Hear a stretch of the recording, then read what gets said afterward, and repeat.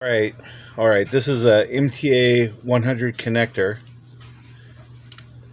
and it's for 24 gauge wire. And this is a 20 gauge wire, so it's really big compared to what it wants. And it goes in quite nice.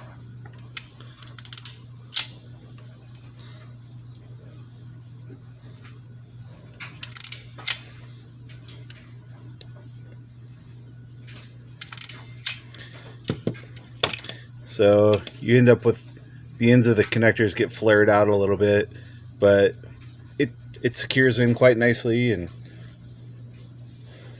it's strong. And this is off by 2 wire sizes.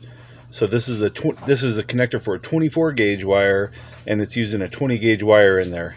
And we got a 22 gauge connector and 20 gauge wire. So we're not even as far away as this one is, and this one works.